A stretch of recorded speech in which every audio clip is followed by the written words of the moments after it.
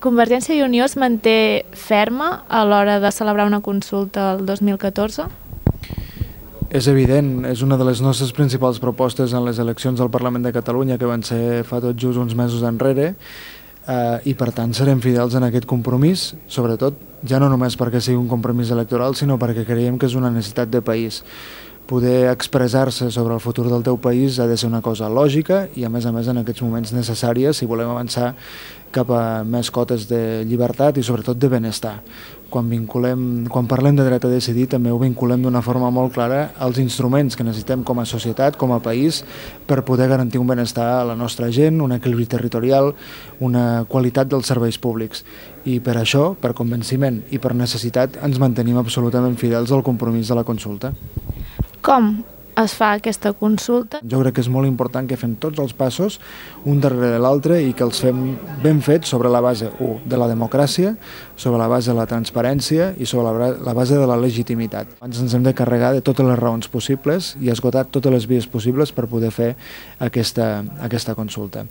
Si la consulta, el referèndum a través de la llei que actualment ja existeix al Parlament no és possible, doncs farem una legislació catalana pròpia, com ja comentava, que ens ho ha d'abarcar. Si això no és possible perquè ens la porten al Constitucional, buscarem també les fórmules des d'un punt de vista de la legislació europea per poder tirar endavant aquest procés de consulta en el poble de Catalunya. I tot això en un procés de diàleg, de negociació i en definitiva d'explicació a Madrid i a la resta d'Europa de quina és la voluntat que creiem que els catalans han de poder expressar democràticament a través d'una consulta, tant si ets favorable com no ets favorable a l'autodeterminació o a l'estat propi. Per tant, si es constata formalment el no de l'estat espanyol, no es descarta una declaració unilateral d'independència? Creiem que és molt important que qualsevol pas que es faci en aquest sentit tingui un aval democràtic clar, per tant, universal, no? Que tothom s'hagi pogut expressar. Si la consulta no és possible i hem d'anar cap a algun altre tipus de via, com la declaració unilateral d'independència, doncs evidentment això ho haurem de preguntar també a tot el poble. Si no pot ser via consulta, doncs haurà de ser via eleccions referendàries. Quines lliçons es poden aprendre del Quebec o del procés escocès que hi ha en marxa? Aquestes lliçons les hem d'aprendre tots, no? I en aquest cas tant el Canadà com el govern anglès tenen una actitud respecte als processos que estan fent el Quebec i estan fent Escòcia que és absolutament diferent de l'actitud que té el govern de l'Estat. Quins són els passos que s'han de seguir ara per celebrar una consulta per l'Estat propi a Catalunya? Bé, ara mateix a nivell parlamentari estem en la tramitació de la llei de consultes i per tant el que s'haurà de fer és acabar la llei definitivament com a instrument propi per articular-la. Però mentrestant el treball del Consell per la Transició Nacional haurà d'habilitar els informes per poder demanar el referèndum a Madrid a l'empar de la llei actualment vigent. Per tant, són paral·lels, són dos camins paral·lels que s'han d'impulsar en els propers mesos de forma definitiva. Es busca la formalització del no a través d'aquests passos? Es busca esgotar de cara al panorama internacional, esgotar el principi democràtic al màxim. Un altre escenari podria ser una declaració unilateral d'independència? Jo penso que és molt important comptar amb una consulta. Per tant, la dinàmica de la celebració de la consulta, si els nos de l'Estat són sòlids i es mantenen, podrà potser comptar amb iniciatives pròpies. És a dir, potser podem convocar la consulta sí o sí. A mi m'agradaria poder comptar amb això per poder, en tot cas, després legitimar una declaració unilateral si s'escaiés, però per mi és molt important com a principi democràtic l'habilitació, sigui com sigui, del marc per celebrar una consulta. Tem que no tingui prou garanties a nivell de reconeixement internacional, una declaració unilateral? Ara mateix seria precipitada, tenint en compte els precedents immediats i el procés escocès que està en marxa. Jo penso que tenim prou eines com per exhaurir aquest principi democràtic al màxim i, en tot cas, tampoc descartar una declaració unilateral si l'escenari polític i democràtic en aquell moment orienta la situació i les circumstàncies cap a aquesta decisió. El PSC està a favor d'una consulta acordada amb l'Estat sobre la independència de Catalunya? Sobre la independència de Catalunya, no. El PSC està a favor de promoure el dret a decidir del poble de Catalunya per fer una consulta. I la proposta en aquest cas, i el PSC el que defensa davant d'aquesta consulta, és no a la independència. La consulta sobre la independència o no de Catalunya no, és sobre el dret a decidir el seu futur, que és el que s'ha plantejat en tot moment. Per tant, a partir d'aquí la pregunta ha de ser, doncs aquí és on hem de veure, i en tot cas, de tota manera, és el dret a decidir sobre el futur a través d'un acord amb l'Estat i segons els termes de la legalitat, efectivament. Per tant, el PSC voldria incloure com una tercera via en la seva proposta federal? El PSC sempre ha plantejat i ha defensat la proposta en els mateixos termes que, per exemple, a Escòcia. Si ens mirem a Escòcia, si Espanya no actua com el Regne Unit, llavors què? Doncs en tot cas el govern de Catalunya i qui vulgui promoure aquesta consulta ha de treballar per aconseguir aquest acord. Com el PSC, per exemple, està treballant justament, en aquest cas, amb qui té vincles a la resta de l'Estat, justament per això, per convèncer-lo de fer-ho viable. El Partit Popular estaria a favor d'una consulta legal i acordada amb Madrid perquè celebrés un referèndum per l'estat propi a Catalunya? Una consulta d'aquest tipus tampoc depèn del Partit Popular. Necessitaria una reforma constitucional que ja va molt més enllà de la nostra voluntat. De totes maneres, nosaltres no només no ens agrada la independència ni aixecar murs polítics, sinó que també estem en contra de qualsevol procés que pugui portar o no a una separació de Catalunya de la resta d'Espanya per molts motius, motius econòmics, per exemple, en l'actualitat, crear aquesta incertesa econòmica, en la crisi econòmica que estem patint, l'únic que pot produir és fugida d'empreses o fugida d'inversions. Molts inversors, per exemple, no vindrien a Catalunya si poguessin veure el risc de sortir d'Espanya i de la Unió Europea. Recordem el cas del Quebec, com moltes empreses van fugir. El Quebec era la capital, Montreal era la capital econòmica del Canadà i ara no ho és. Però també per motius polítics, per crear aquesta incertesa, també política, jurídica, o fins i tot per una qüestió social.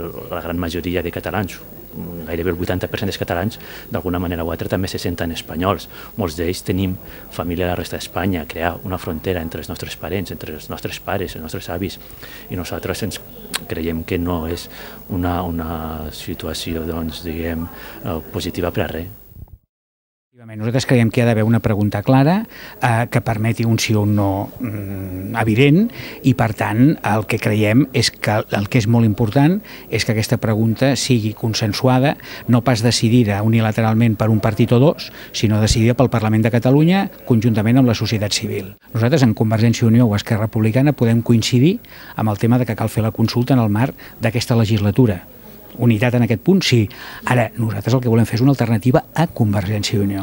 I quan es parla de procés constituent, no solament estem parlant de fer un procés constituent per construir Catalunya com a estat, sinó un procés constituent en què l'esquerra alternativa elabori un projecte de país clarament alternatiu al de dretes, que és Convergència i Unió.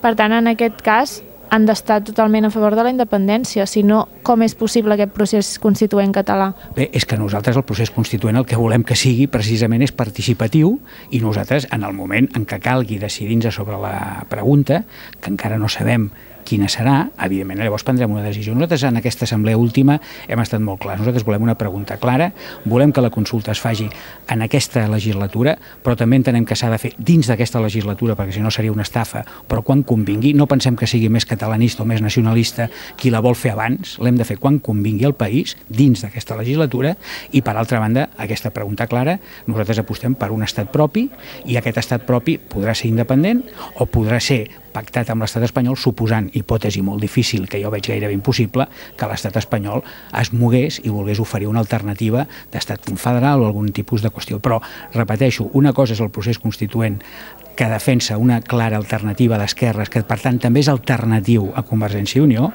i l'altra és la necessària unitat de tots plegats per arribar a poder fer la consulta. Ciutadans s'oposa a una consulta sobre la independència de Catalunya acordada amb l'Estat?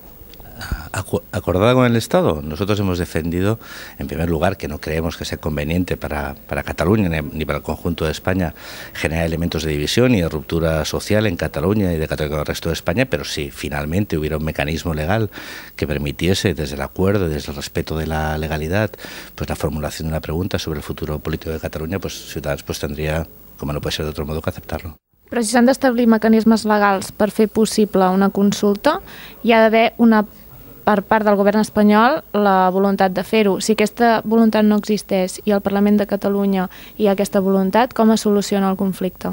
Es que no es un conflicto, es una cuestión de arquitectura jurídica. Es decir, no hay ningún país, repito, del mundo que tenga el derecho de autodeterminación integrado en ninguna constitución. No lo tiene Canadá, no lo tiene Estados Unidos. En el Reino Unido, poniendo el ejemplo escocés, en el Reino Unido no hay constitución. Y por lo tanto no hay unos impedimentos jurídicos para reconocer ese derecho de autodeterminación. En el caso de España es muy claro, hay un artículo que habla de la indivisible unidad de la nación española y del concepto de soberanía que recae en el conjunto del pueblo español. Por lo tanto, lo que afecta a todos lo deciden todos, no solo una parte. Bé, per a la CUP els passos són ara mateix els mateixos que eren després de les eleccions, després de que les eleccions darreres al Principat de Catalunya donessin una majoria abrumadora a favor de la consulta i després de la declaració de sobirania, conseqüentment el Parlament de Catalunya, via resolució o via empara en alguna de les lleis existents, hauria d'acordar majoritàriament celebrar una consulta. Això, òbviament, a l'estat espanyol seria ara, però serà en qualsevol altra ocasió motiu de conflicte democràtic, és a dir, motiu de conflicte de competències i conflicte de sobiranies, però per a la CUP és important arribar en aquest estadi de conflicte de sobirania per tal d'internacionalitzar el greuge democràtic que suposa per als catalans i les catalanes no tenir el dret a convocar una consulta, no tenir el dret a decidir, i que això pensem nosaltres que no se solucionarà, a més en els propers anys. És a dir, no hi ha voluntat per part de l'Estat ni per part de la majoria política de l'Estat espanyol per permetre aquesta consulta. Per tant, es faci com es faci, es plantegi com es plantegi, serà segurament il·legalitzada d'una manera o altra, la intentaran paralitzar per part de l'estat espanyol, i per tant entraríem en un estadi, entenem nosaltres, una vegada convocada de forma majoritària pel Parlament i encarregat al govern d'organitzar-la, en un estadi que entendríem que hauria de ser breu i pacífic i democràtic, en el qual el govern hauria de desobeir les prohibicions de l'estat espanyol i convocar amb els mitjans que té una consulta a risc, amb tots els riscos que això suposa, però també amb tota la repercussió de legitimitats, o sigui, tota la repercussió del conflicte que generaria a nivell europeu i a nivell mundial, que hauríem de saber aprofitar els i les catalanes per afirmar-nos, diguéssim, democràticament per sobre d'un estat que ens nega el nostre dret a decidir, per tant el nostre dret a decidir lliurement el futur dels catalans i les catalanes.